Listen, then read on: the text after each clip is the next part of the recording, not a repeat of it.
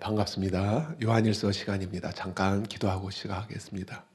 하나님 감사합니다. 오늘도 우리에게 호흡을 주시고 또 말씀을 나누게 하여 주심을 감사합니다.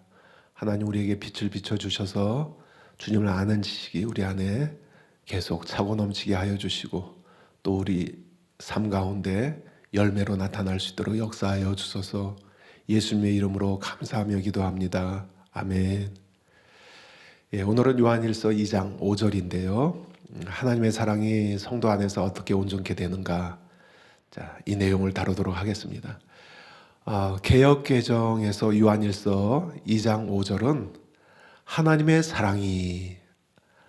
사랑이 구속에서 온전케 되었다라고 번역됩니다.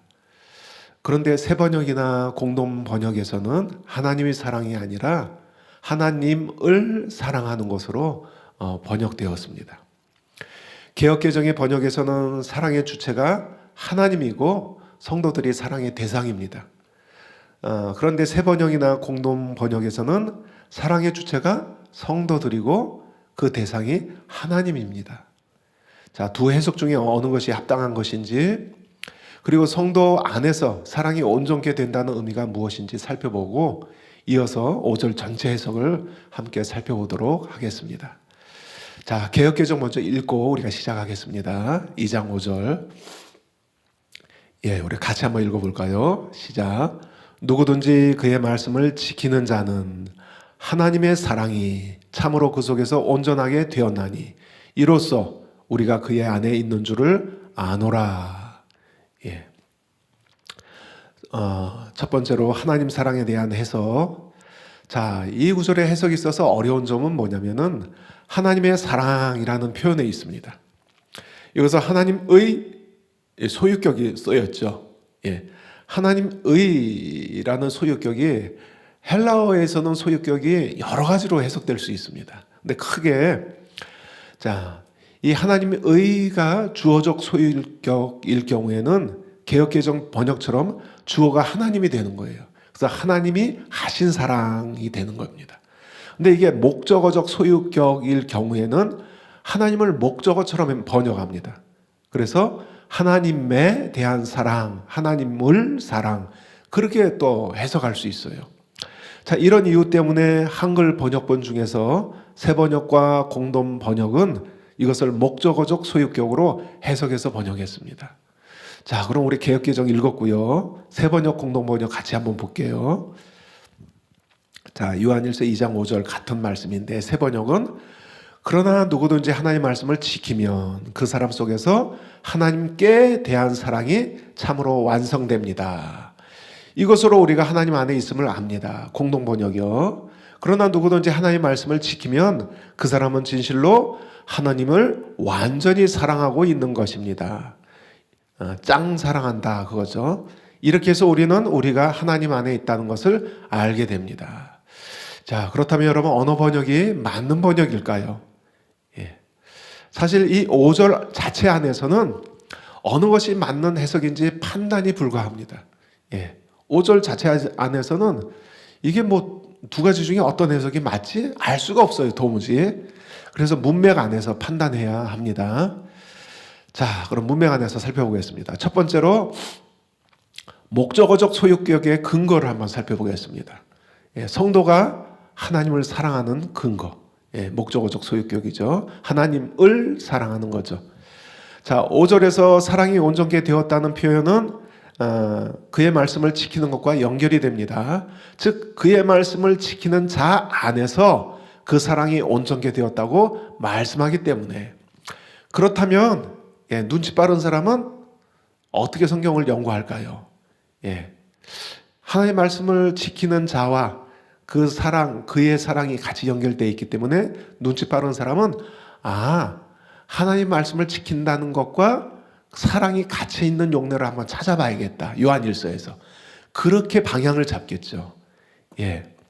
그게 이제 성경 연구 방법 중에 하나죠. 그래서 그렇다면 주님의 말씀을 지키는 것과 함께 표현된, 사랑이 함께 표현된 용례들을 찾아볼 필요가 있습니다. 그래서 이 용례들에서 사랑의 주체와 대상이 누군지를 살펴보는 것이죠. 자, 요한일서 4장 21절. 여기서 계명을 지키는 것과 또 사랑이 표현되는데 이 사랑의 주체와 대상이 누군지 살펴보는 것입니다. 요한일서 4장 21절. 자, 우리 영상을 보는 분들, 자, 식사하고 났는데 졸지 마시고 같이 한번 읽어보겠습니다. 21절 시작. 우리가 이 계명을 주께 받았나니 하나님을 사랑하는 자는 또한 그의 형제를 사랑할지니라. 형제 사랑에 대한 계명을 지키는 것과 하나님을 사랑하는 것이 같이 쓰였죠. 같은 요한일서 문맥에서 찾아보는 거예요. 요한일서 5장 2절 3절. 우리가 하나님을 사랑하고, 사랑의 주체가 누구죠? 성도죠. 우리가 하나님을 사랑하고 그의 계명을 지킬 때, 계명을 지키는 것과 하나님을 사랑하는 것이 같이 연결되어 있죠. 이로써 우리가 하나님의 자녀들을 사랑하는 줄을 아느니라. 하나님을 사랑하는 것은 이것이니 우리가 그의 계명들을 지키는 것이라. 그의 계명들은 무거운 것이 아니로다. 자, 이 용례를 보면 주님의 계명을 지키는 것은 성도가 하나님을 사랑하는 것과 분리될 수 없는 연관성을 보여줍니다. 즉 그의 계명을 지키는 자라야 진정 하나님을 사랑하는 자라는 의미이죠. 그렇죠? 그래서 여기서 하나님에 대한 성도의 사랑이 강조되고 있습니다. 즉 사랑의 주체가 성도들이고 사랑의 대상은 하나님이 되는 것이죠. 그리고 이러한 사랑은 성도가 계명을 지키는 행위로 나타나야 함이 또한 강조됩니다. 이처럼 하나님을 향한 사랑과 계명 준수의 연관성은 요한일서뿐만 아니라 동일한 저자가 기록한 요한복음에도 강조된 내용입니다. 우리가 성경을 연구할 때 먼저 그 저자가 쓴 그 책의 문맥 안에서 살펴봐야 된다 하는데 확장을 시키면 동일 저자의 다른 서신으로 우리가 조사할 때 확장시킬 수 있어요. 예를 들어서 우리가 갈라디아서를 연구하면은 같은 바울 서신 로마서, 왜? 같은 칭의 주제로 밀접하게 연결되어 있기 때문에. 요한일서와 요한복음도 마찬가지입니다. 요한이 저술을 했는데 이 주제가 공통된 게 너무 많아요. 같은 개념, 같은 사상, 같은 주제들, 그런 또 같은 용어들을 많이 쓰고 있습니다. 그래서 요한복음도 그런 연관성 때문에 한번 우리가 찾아보면은, 요한복음 14장 15절. 너희가 나를 사랑하면 나의 계명을 지키리라. 계명을 지키는 것과 주님을 사랑하는 것이 연결되어 있죠. 14장 21절. 나의 계명을 지키는 자라야 나를 사랑하는 자니 나를 사랑하는 자는 내 아버지께 사랑을 받을 것이요 나도 그를 사랑하여 그에게 나를 나타내리라. 14장 23절. 예수께서 대답하여 이르시되 사람이 나를 사랑하면 내 말을 지키리니 내 아버지께서 그를 사랑하실 것이요 우리가 그에게 가서 거처를 그와 함께 하리라. 따라서 이런 요한일서와 요한복음의 용례들은 요한일서 2장 5절, 우리가 지금 다루고 있는 2장 5절의 사랑이 성도가 하나님을 사랑하는 것이라는 근거가 될 수 있습니다. 확장시켜서 검사를 해보니까요. 왜냐하면 요한일서 2장 5절에서도 사랑이 온전케 된다는 표현이 그의 말씀을 지키는 것과 연결되기 때문에. 자, 이런 이유로 F.F. 브루스는 다음과 같이 주장합니다. 여기서 말하는 하나님의 사랑은 하나님을 위한 우리의 사랑이다. 즉 하나님의는 목적 소유격을 나타낸다.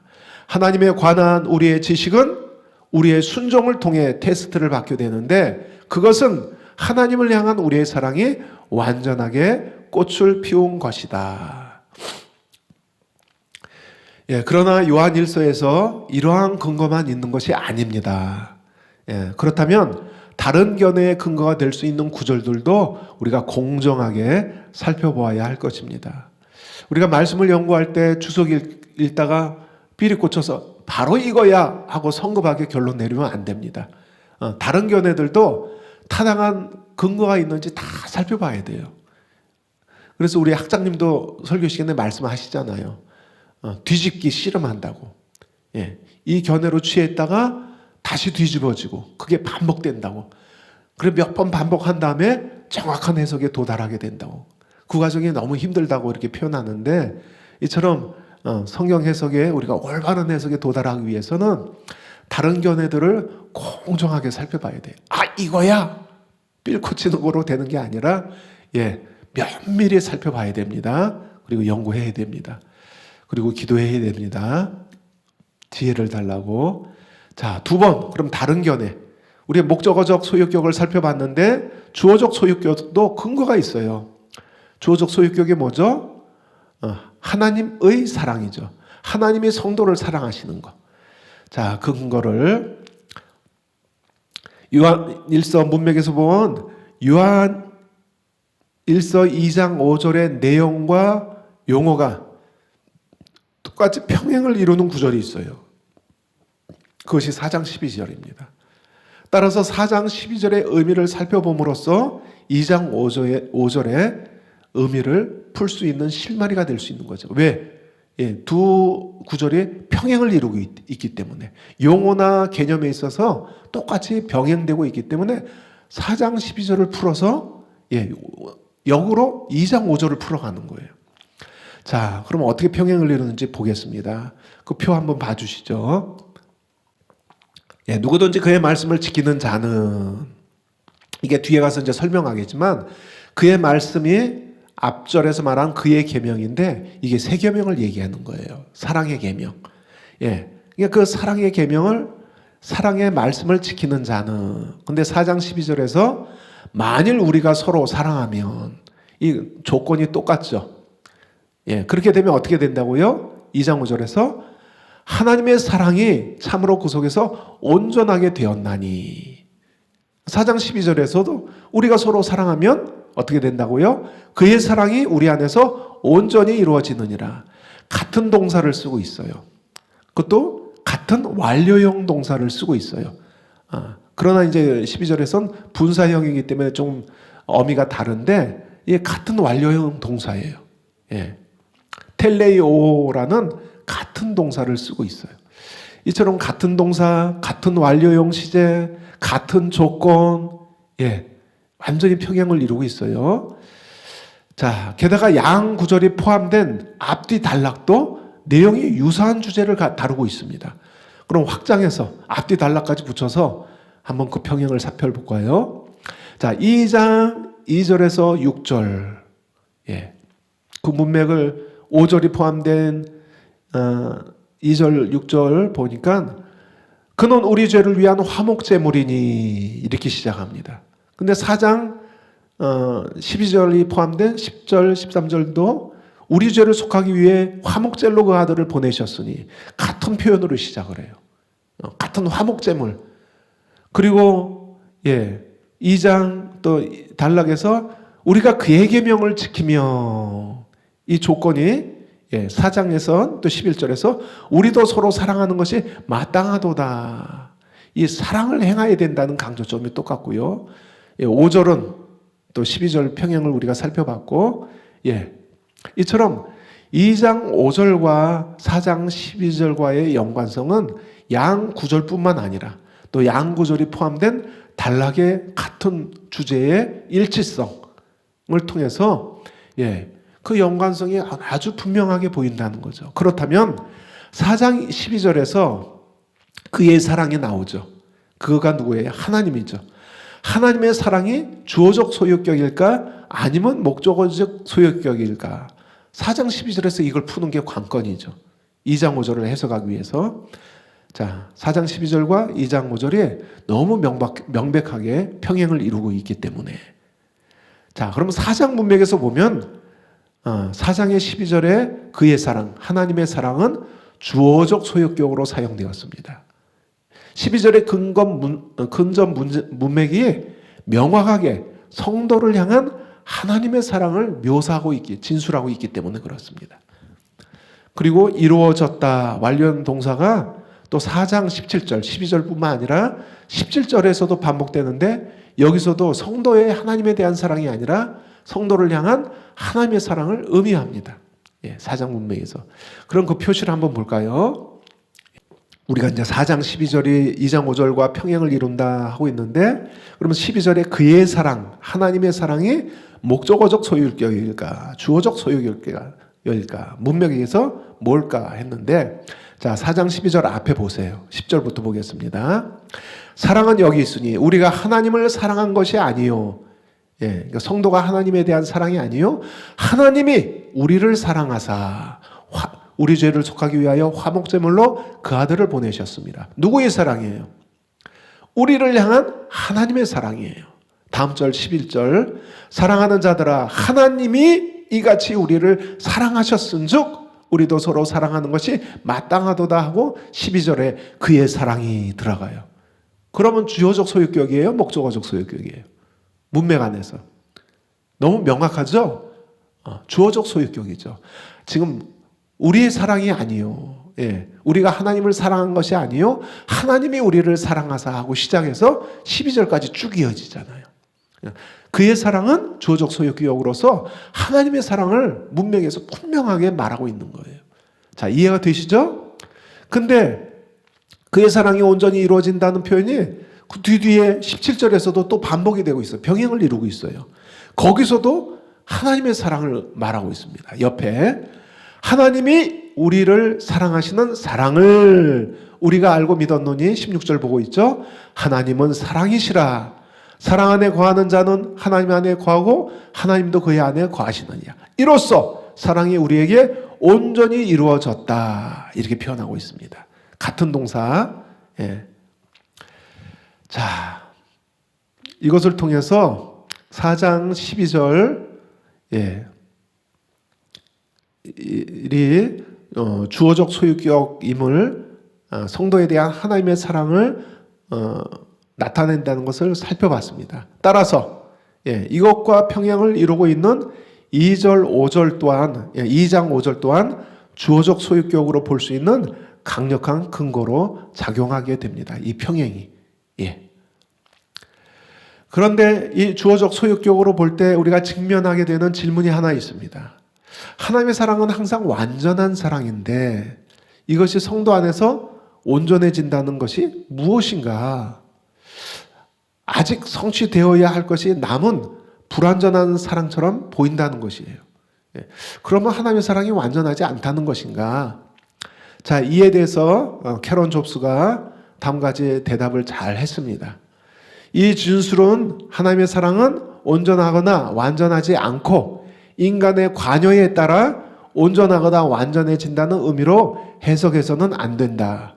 요한의 사상에서 하나님의 사랑은 확실히 완전하고 그 사랑은 신자의 삶 속에서 구현되어야 한다. 그러므로 신자를 향한 하나님의 사랑이 목표하는 바는 신자가 타인을 대하는 방식을 변화시키는 것이다. 요한은 우리를 향한 하나님의 사랑의 목표가 우리의 도덕적 변화라고 지적한다. 하나님의 사랑은 완전한 것인데 우리의 성도들 성품 가운데 그 완전히 우리의 순종을 통해서 성취되어야 한다. 그런 뜻이라는 거죠. 하나님의 사랑이 완전하지 않다는 게 아니라. 자, 이해가 되시죠? 예. 자, 이런 걸 꼬투리 잡아서 반박하는 견해가 있어서 이렇게 이제 변호를 하는 거예요. 자, 2장 5절에 완전케 되었다 동사 텔레이오는 완성하다, 목적을 달성하다, 성취하다 이런 의미를 갖는 단어입니다. 그러니까 주님의 말씀에 성도가 순종해서 다른 이를 사랑하는 그 자 안에서 주님의 사랑하라는 계명에 순종해서 다른 이를 사랑하는 성도 안에서 하나님의 사랑이 성취되었다 하는 의미입니다. 이해가 되시죠? 예. 우리가 하나님의 사랑을 받았어요. 구원과 은혜를 통해서 하나님의 사랑을 받았고 지속적으로 받고 있어요. 근데 우리가 받은 하나님의 사랑이 또한 다른 사람에게 표현되어야 한다는 거예요. 그래서 우리 안에 주어진 하나님의 사랑이 우리의 순종을 통해서 우리가 다른 사람을 사랑할 때 그 사랑이 온전히 성취된다는 거예요. 이해가 되시죠? 예. 이렇게까지 설명했는데 되셔야죠. 자, 이에 대해서 최영삼 교수님은 다음과 같이 우리의 이해를 돕고 있습니다. 이렇게 이제 설명합니다. 그렇다면 말씀을 지킴으로써 그 사랑이 온전하게 된다는 것은 무슨 뜻인가? 여기서 온전하게 된다는 것은 완료형 수동태로서 하나님의 사랑이 어떤 최종적인 상태에 이른다는 의미이다. 그러니까 하나님에게서 출발한 사랑이 그 아들 곧 생명의 말씀을 통해 우리에게 전달되고 우리가 받은 그 하나님의 사랑은 우리 안에서 우리를 통해 원래 그것이 향했던 그 목적지에 이른다는 뜻이다.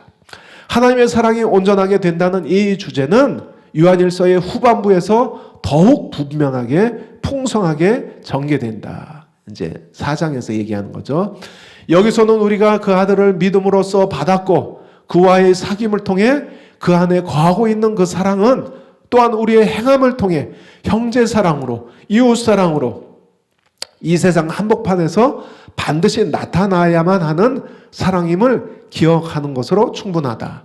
만일 우리가 말씀을 행하지 않으므로 우리가 받은 아버지의 사랑을 나타내지 못한다면 어찌 되는가? 그것은 우리가 그 사랑이 원래 이루고자 하는 목적지에 이르지 못하도록 막아서는 방해물이 되어버린다는 사실을 의미할 것이다. 설명을 잘했죠. 하나님의 사랑이 우리를 통해서 또 다른 사람에게 흘러가고 하나님도 그거를 사랑하기 때문에 먼저 믿는 나를 통해서 또 주 안에서 사귐을 갖고 있는 나를 통해서 그 사랑을 흘러가게 하기 싶은데 우리가 사랑하지 않으면 그 사랑을 방해하는 거다. 이제 그런 의미죠. 그리고 그 사랑을 흘러가게 할 때 우리를 통해서 아버지의 사랑이 목적지에 이르게 된다. 그 사랑이 도달하고자 하는 바가 성취하게 되는 것이다. 라는 의미죠. 자, 우리가 목적어적 소유격, 지금 주어적 소유격을 다루었고요. 근데 소유격이 두 가지만 있는 게 아니에요. 여러 가지가 있는데 불필요한 소유격에 대한 설명들은 걸렀습니다. 그냥 근거가 빈약한 것들. 자, 하나만 더 설명할게요. 좀 근거로 또 작용할 수 있는 목적어적 소유격, 주어적 소유격 말고 총체적 소유격이 있습니다. 이 총체적 소유격은 뭐냐면은 그 한 소유격 안에 주어적 소유격과 목적어적 소유격 둘 다 포함하고 있는 소유격이에요. 이런 소유격도 있어요. 그러니까 헬라어 소유격 용법 중에 이 총체적 소유격 또는 완전한 소유격 또는 일반적 소유격 여러 가지로 표현될 수 있는데 한국어로 자 어떻게 번역하느냐에 따라서 다르죠. 저는 총체적 소유격 이 표현을 택하겠습니다. 자, 이 용법은 주어적 의미와 목적어적 의미를 모두 취하는 것입니다. 그러니까 문맥 안에서 이 양쪽 해석이 다 가능할 때 취해질 수 있는 소유격이고 그리고 저자가 이런 이중적인 의미 모두를 염두에 두었다고 볼 때 적용되는 용법입니다. 특별히 요한의 특징 중에 하나는 뭐냐면 이중적인 의미를 잘 써요. 요한복음에서 요한일서에서. 그러니까 A다 B다 딱 어느 하나를 고르는 게 아니라 요한은 두 가지 의미 A도 B도 함께 이런 의미 이중적인 표현을 쓰는 게 요한의 특징이에요. 그래서 요한일서 안에서 하나님의 사랑은 성도들이 서로를 사랑하는 것의 근거이고 또한 서로 사랑하라는 계명에 순종하는 것은 성도가 하나님을 사랑함을 나타내고 전제하는 것입니다. 따라서 이런 총체적인 소유격으로 보는 해석도 가능한 거예요. 우리가 앞에서 그 목적어적 소유격의 근거를 요한일서 문맥에서 살펴봤고요. 주어적 소유격의 근거를 또 요한일서 문맥 안에서 동일하게 살펴봤어요. 그렇다면은 이런 총체적 소유격으로 보는 해석도 가능하다는 거예요.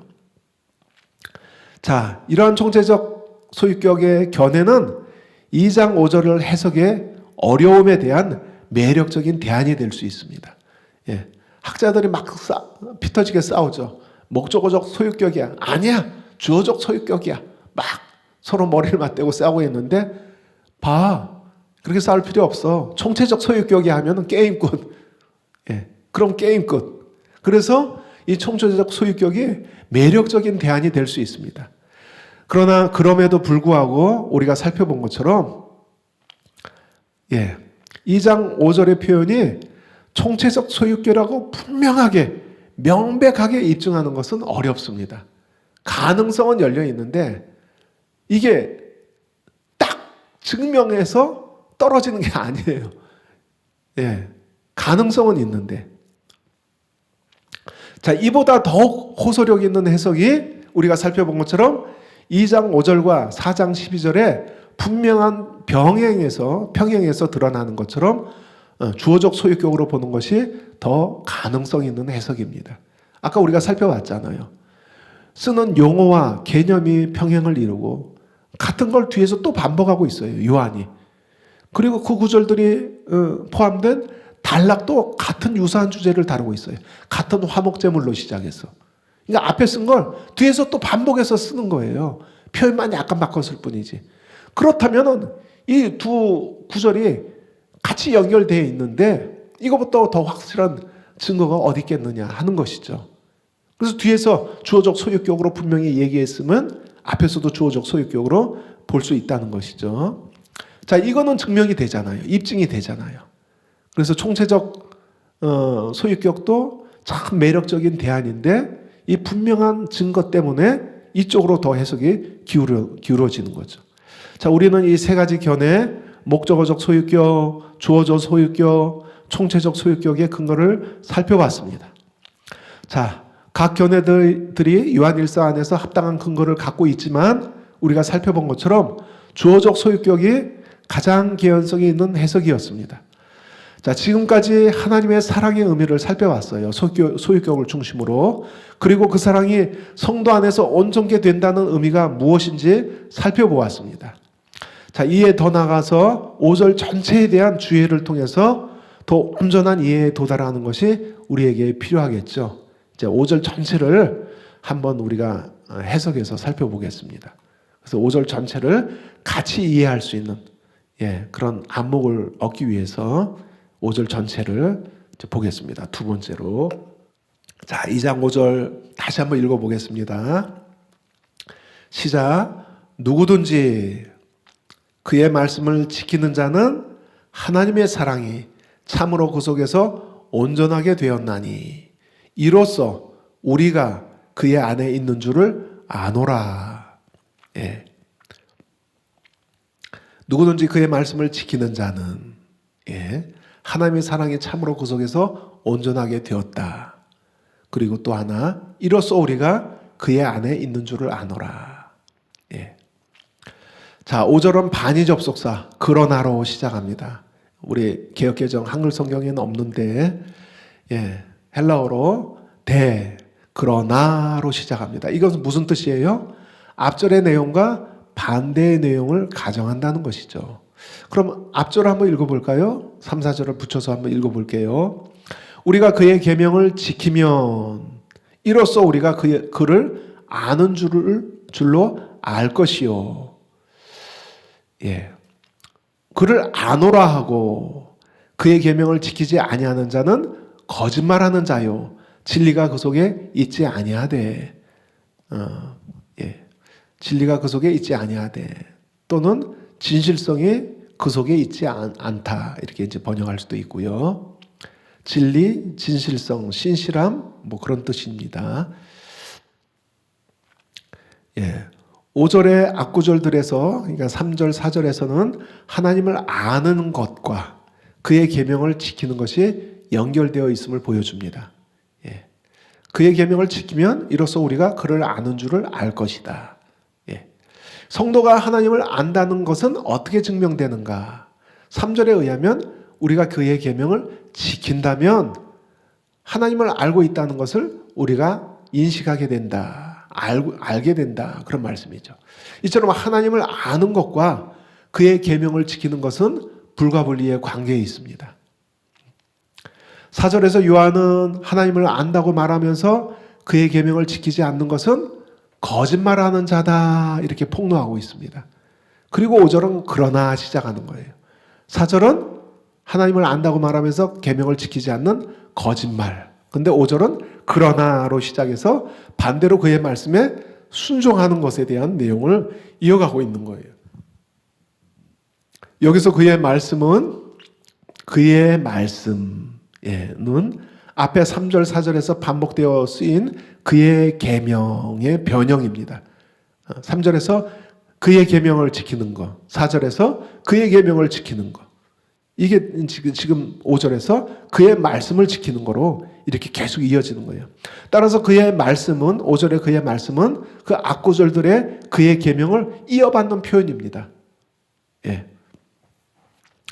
자, 여기서 두 가지 의문이 제기됩니다. 여기서 그의 계명, 그의 말씀할 때 그는 누구를 가리키는가?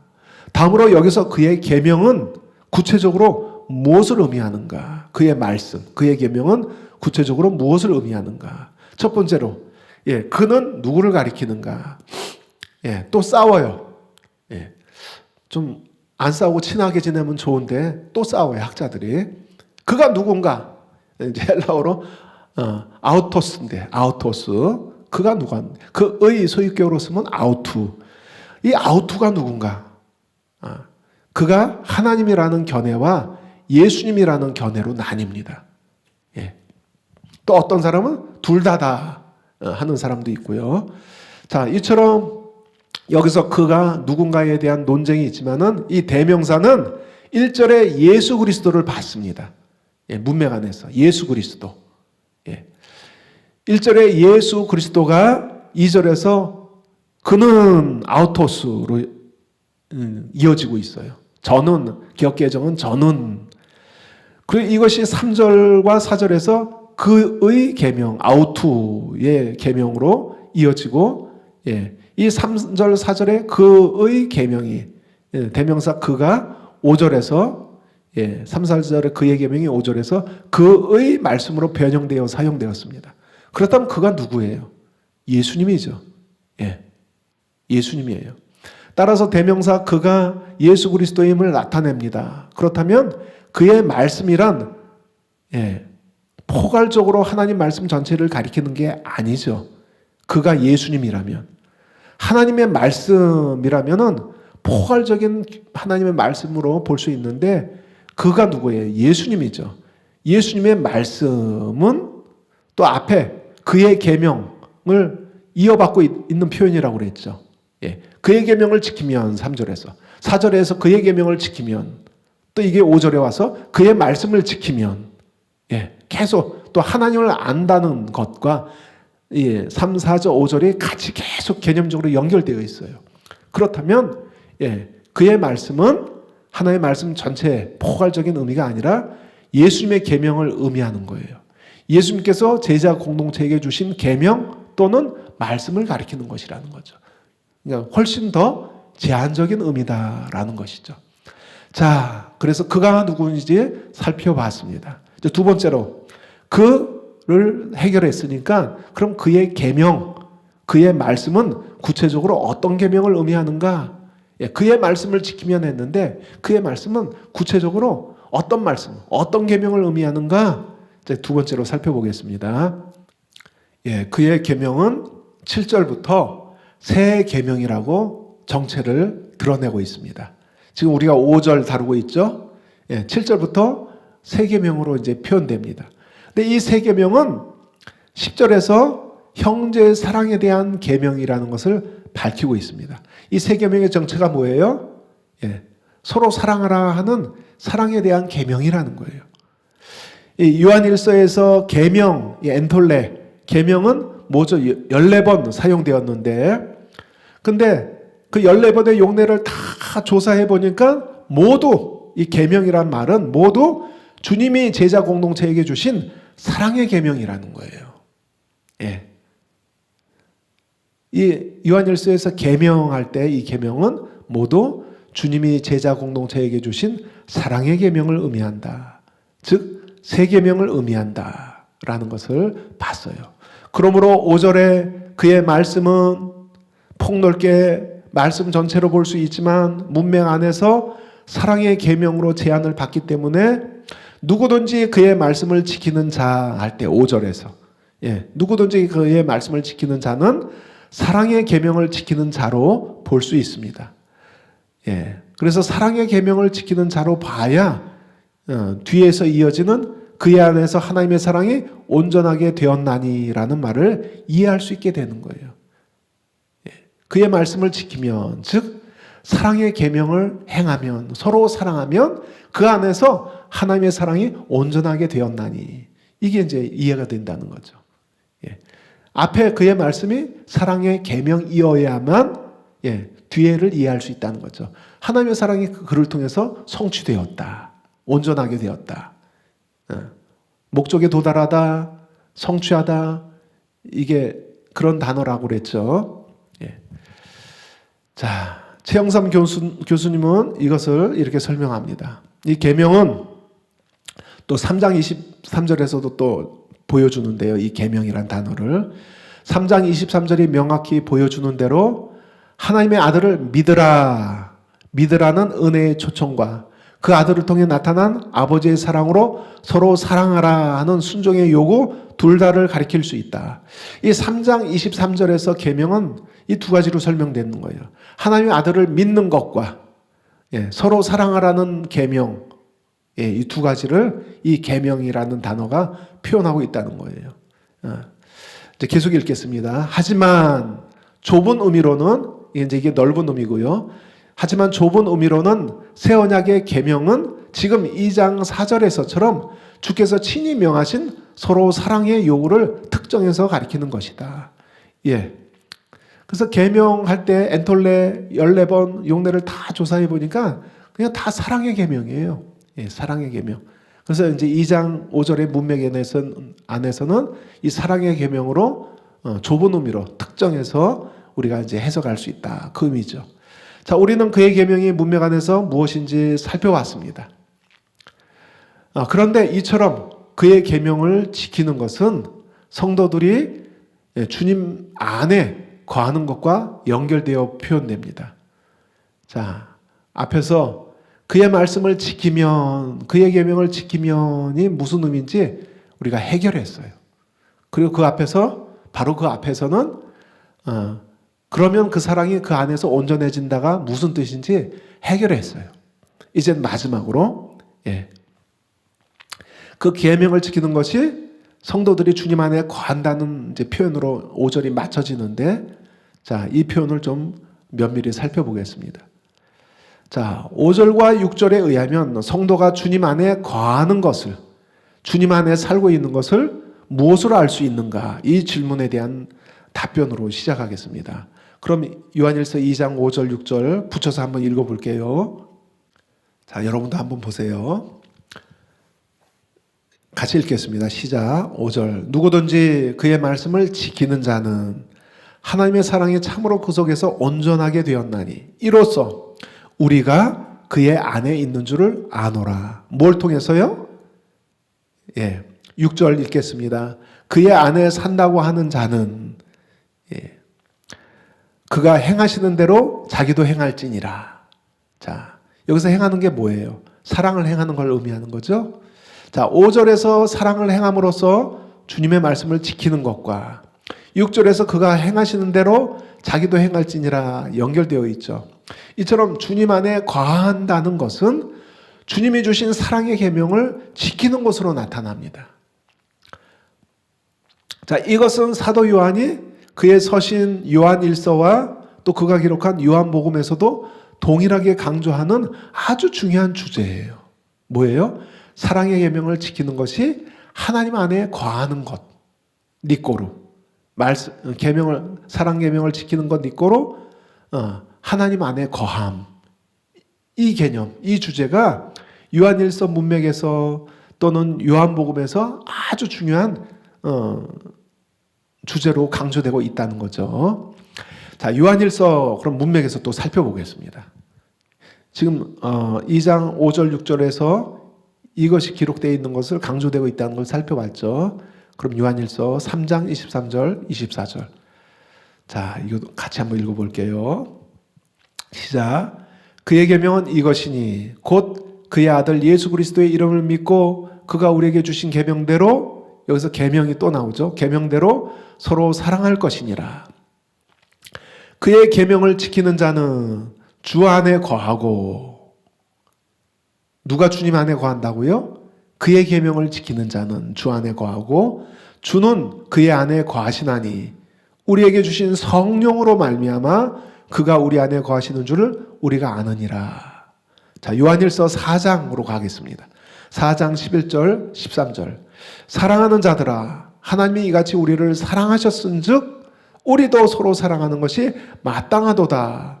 어느 때나 하나님을 본 사람은 없으되 만일 우리가 서로 사랑하면 하나님이 우리 안에 거하시고 그의 사랑이 우리 안에 온전히 이루어지느니라. 13절 그의 성령을 우리에게 주심으로 우리가 그 안에 거하고 그가 우리 안에 거하시는 줄을 아느니라.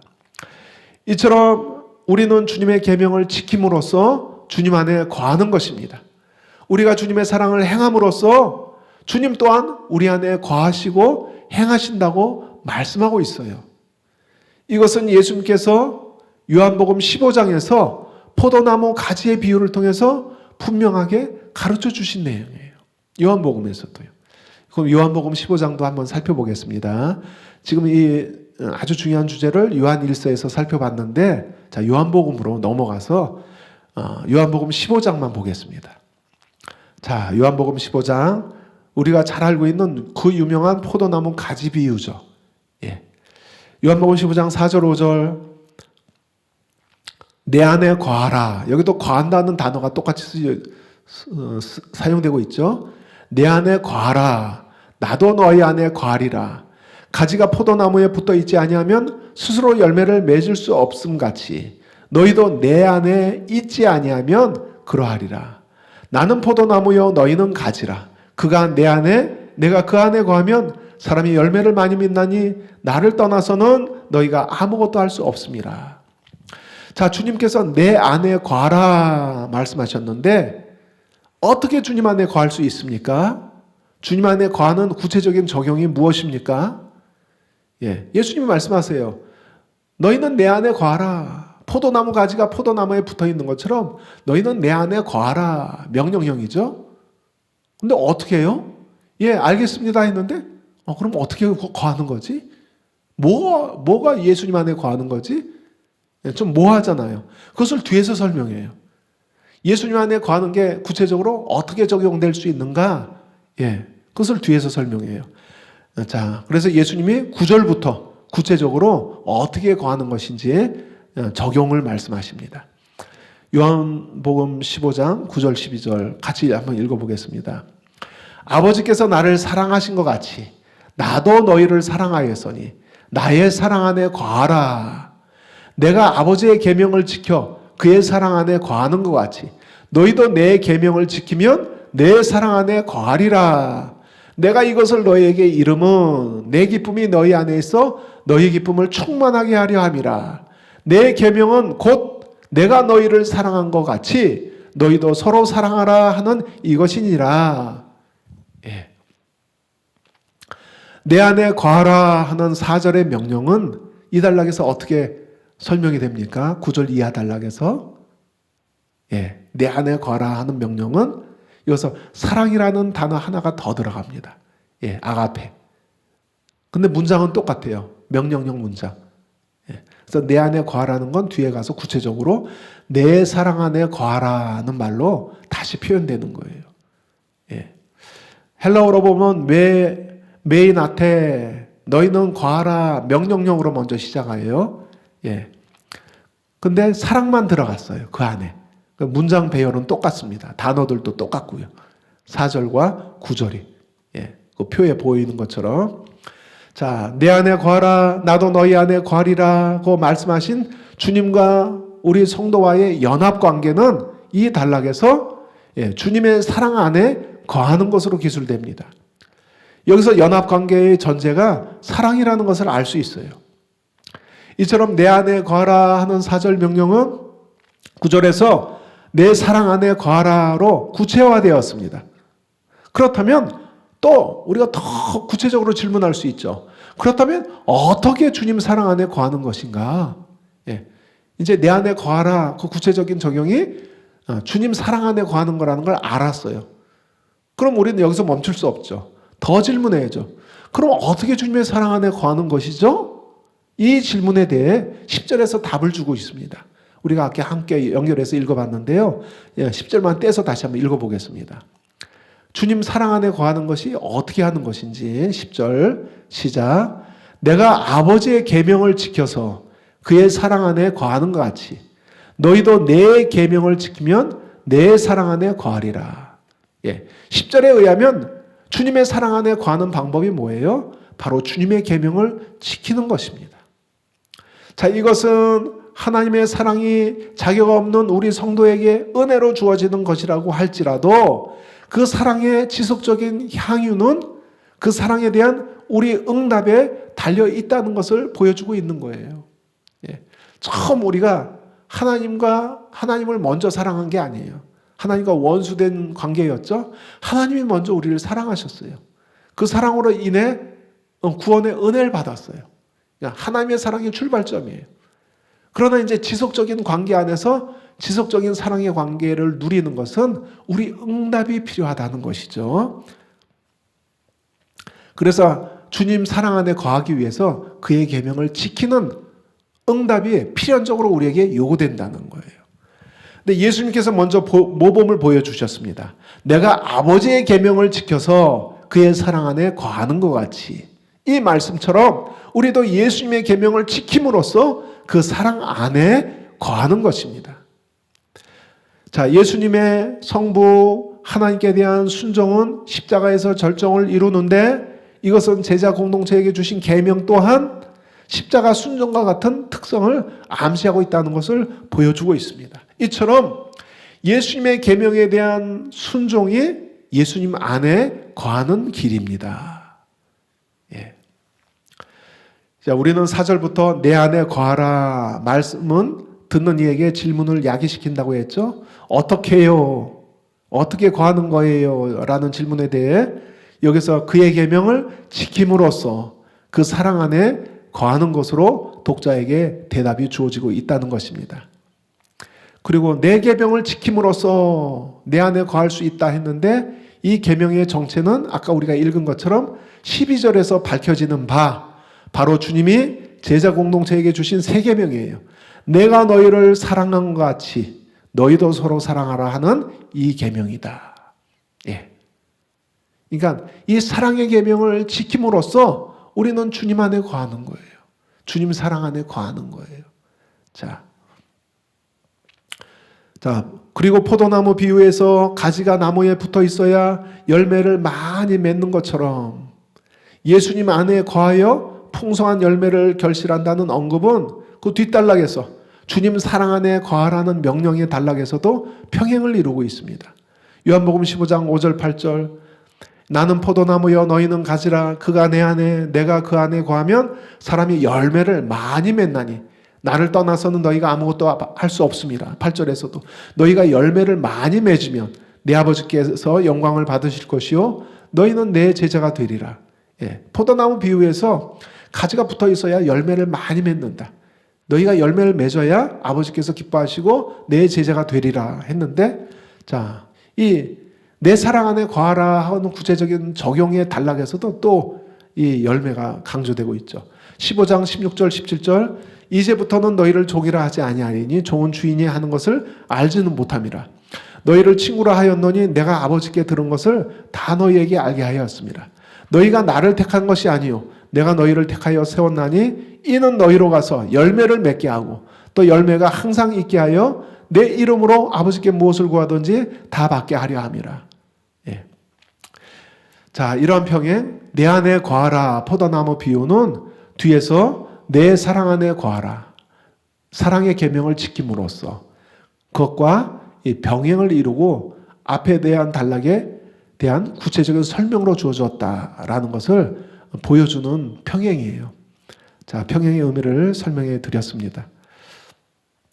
자, 말씀을 우리가 맺겠습니다. 결론. 또 우리는 이렇게 질문할 수 있죠. 우리가 묵상을 깊게 하기 위해서는 계속 하나님 말씀에 대해서, 본문의 말씀에 대해서 질문을 계속 던지는 거예요. 그래야 우리의 해석이 깊어지고 묵상이 깊어집니다. 그냥 오늘 큐티 말씀의 묵상, 내 안에 거하라, 내 사랑 안에 거하라, 아멘. 그러고 끝나면 그걸로 끝나는 거예요. 그냥 이해해서 끝나는 거예요. 근데 질문을 계속 던지는 거예요. 사랑 안에 거하는 게 뭐지? 계명을 지키는구나. 그럼 이 계명은 뭐지?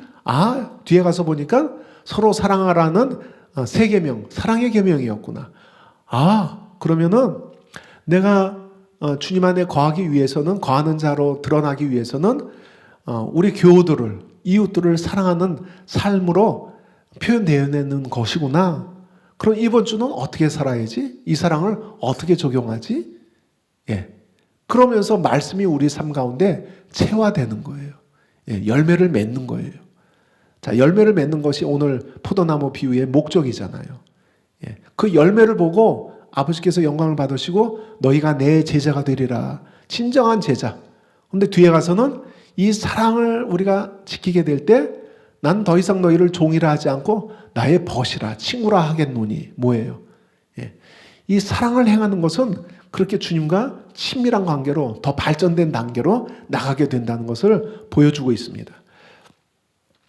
자, 그럼 이 결론 부분에서 또 질문을 던질게요. 왜 사랑의 계명을 지켜야만 주님 안에 거할 수 있는 것인가? 왜 사랑의 계명을 지켜야만 주님 안에 거할 수 있다는 말인가? 나는 상처가 많은 사람이라 다른 사람을 사랑하기 싫은데 그냥 나 혼자 조용히 그냥 교회만 다니길 원하는데 왜 인간관계 가운데 부대끼면서 사랑을 실천하라고 말씀하시는가? 그래야만 주님 안에 있는 것으로 인정하고 또 요한일서는 그래야만 구원받는 자녀로 인정되는가? 고민스럽죠. 왜 그런가? 하나님의 본성은 사랑입니다. 아까 읽었죠? 하나님은 사랑이시라. 4장에서 읽었죠? 하나님의 본성은 사랑입니다.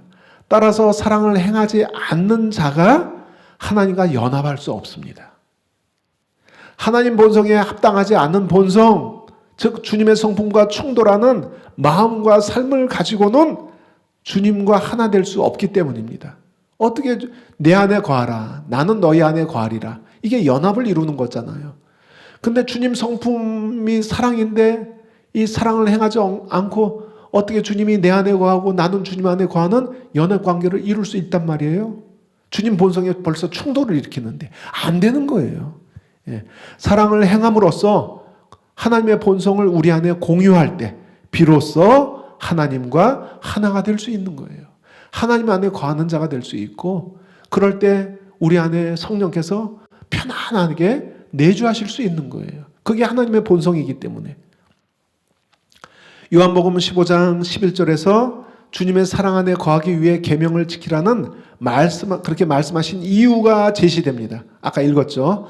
그것은 주님의 기쁨이 주님의 사랑 안에 있는 자들 안에서 충만하게 하기 위함이다라고 말씀합니다.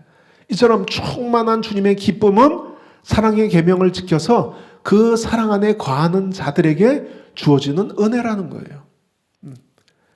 신앙생활하면서 진짜 충만한 기쁨이 어떻게 나타나는 거예요? 이 계명에 순종할 때, 우리가 하나님 본성에 충실할 때, 우리가 거듭난 새 창조된 우리의 본성, 우리 안에 주어진 하나님의 성품에 충실할 때, 즉 사랑을 행할 때 진짜 우리 그 하나님의 본성이 갖고 있는 데부터 터져 나오는 기쁨, 충만한 기쁨을 누릴 수 있다는 거예요. 왜 얼굴에 빛이 나는 사람들이 있죠. 환하게 영광스러운 빛을 발하는 사람들이 있죠. 그것의 비밀은 사랑입니다. 자, 하나님은 사랑이시기 때문에 주님과 함께 행해지는 실제적인 교제의 핵심은 사랑입니다. 그리고 성령 안에서 그 사랑이 우리를 강권하시는 것입니다. 이것이 주님과 교제의 증거요. 우리가 주님 안에 거한다는 증거라는 것이죠. 그래서 따라서 우리는 우리 안에 스스로 질문해 보길 원합니다. 나는 진정 주님과 친밀한 관계 안에 거하고 있는가? 나는 진짜 주님과 친밀한 관계 안에 행하고 있는가? 서로 마음의 깊은 것도 나누는, 서로 마음속에 깊은 것도 나눌 수 있는 관계 안에 있는가? 그리고 주님은 나에게 비밀한 것들을 알려주시는가? 우리의 서로 사랑하는 것에 우리가 더 집중하게 될 때, 세 계명에 더 집중하게 될 때 우리는 주님 안에 더 친밀한 영역으로 돌파해 들어갈 수 있습니다. 세 계명을 지킴으로 내 안에 거하라 했기 때문에 더 친밀한 관계를 원한다면, 돌파를 원한다면 어떻게 해야 돼요? 우리가 이 세 계명에 순종해서 다른 사람을 사랑하는 삶을 살아야 돼요. 그러면 그게 주님 안에 거하는 데서도 돌파를 일으킨다는 거예요. 그게 주님의 본성이기 때문에. 그리고 주님 안에 거하는 조건으로 지금 말씀하시기 때문에. 나는 지금 주님 안에서 열매를 맺는 삶인가? 나는 어떠한 열매들을 맺고 있는가? 내가 현재 맺고 있는 열매들은 사랑을 본질로 하고 있는가? 자, 이런 질문들을 우리 안에 정직하게 해볼 필요가 있습니다. 자, 오늘 우리가 살펴본 본문 말씀의 교훈에서 중요한 것은 우리의 성품과 삶에서 우리가 하나님께로부터 받은 사랑이 열매를 맺고 있는가 살피는 것입니다.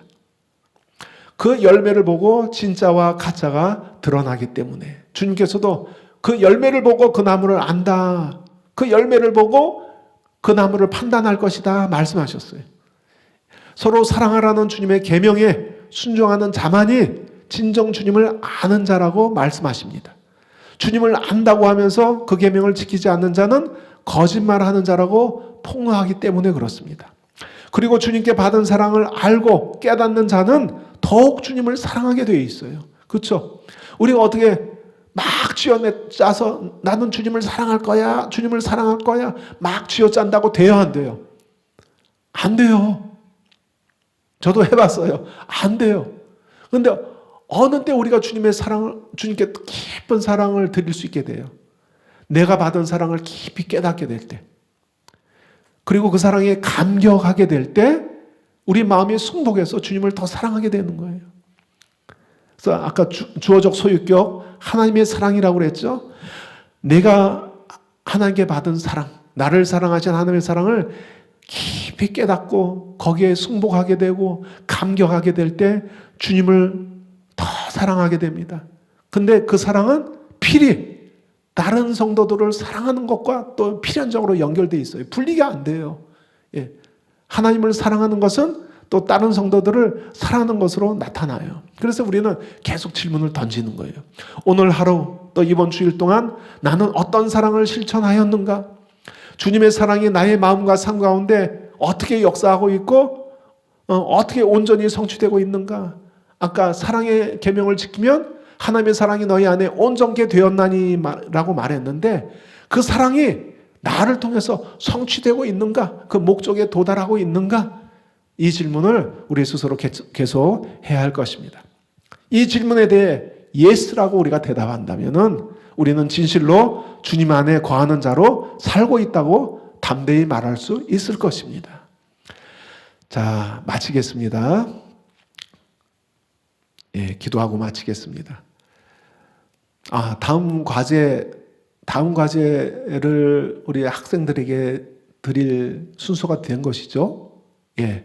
그러면 제가 우리 성령신학교 문자를 통보를 통해서 공지를 통해서 알려드리겠습니다. 기도하겠습니다. 하나님께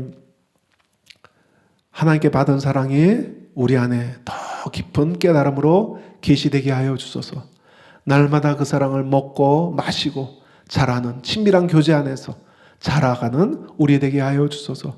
또한 우리가 하나님을 사랑하고 또 하나님을 사랑함으로 서로를 사랑하는 데 있어서 계속 돌파하고 자라가게 하여 주소서. 그러함으로 우리가 하나님 안에 거하고 하나님이 우리 안에 거하시는 이러한 연합관계가 계속 성장해 나가고 돌파될 수 있도록 역사하여 주소서. 이것을 우리는 결단합니다. 주님 감사드리며 예수님의 이름으로 기도합니다. 아멘.